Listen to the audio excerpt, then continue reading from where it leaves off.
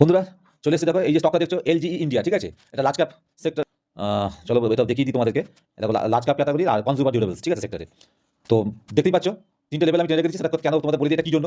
বন্ধুরা এই স্টকটা চার্ট আমার খুব ভালো লাগছে, তার চার্ট প্যাটার্ন দেখে, চার্টের স্ট্রাকচার দেখে আমার মনে হচ্ছে যে এই স্টকটা যদি আমি এন্ট্রি নিতে পারি আমার লেভেল অনুযায়ী যে লেভেল আমি চাইছি, তার একটা ভালো মুভমেন্ট মার্কেট মানে স্টকটা দিতে পারে। যেমন ধরো এই যে দেখছো লাস্ট লো মেরেছিল এটা, ঠিক আছে, 1533.40, এই লেভেলটা হবে আমার এসএল, ঠিক আছে। যদি ধরো আর 1561.40 এটা হচ্ছে আমার এন্ট্রি লেভেল। হ্যাঁ, এটা হচ্ছে আমার এন্ট্রি লেভেল। আমি আজকে আলোচনা করছি না, জাস্ট আমি বলছি বন্ধুরা তোমরা একটু লক্ষ্য রেখো স্টকটাতে। আমি লক্ষ্য রাখছি, আমি ঠিক করেছি যদি আগামীকাল বা যেদিনই হোক 1561.40 এই লেভেলটাকে যেদিনই এই স্টকটা ব্রেকআউট দেবে আমি এখানে এন্ট্রি নেবো, আর এসএল রাখবো 1533.40, এটা এন্ট্রি।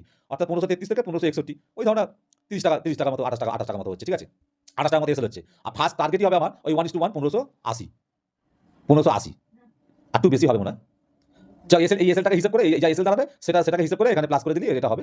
তো সেটা পরে আলোচনা করবো, ডিটেইলে পরে আলোচনা করবো, আমি ভিডিওটাকে বাড়াতে চাই না। তোমরা শুধু আমি বলে রাখলাম এই স্টকটাকে এলজি ইন্ডিয়া স্টকটাকে তোমরা একটু ফলো করো এবং তোমরা তোমাদের মতো একটু অ্যানালাইসিস করে দেখো যে আমি ঠিক বলেছি কিনা, ঠিক হচ্ছে কিনা। হ্যাঁ, লক্ষ্য রাখবে 1561.40 কে ব্রেকআউট দিলে আমি ঢুকে যাবো, আর 1533.40 হচ্ছে আমার এসএল, ঠিক আছে। আর এই এসএলটা হিসাব করে পরে আমি এখানে 1:1 টার্গেট বসিয়ে দেবো।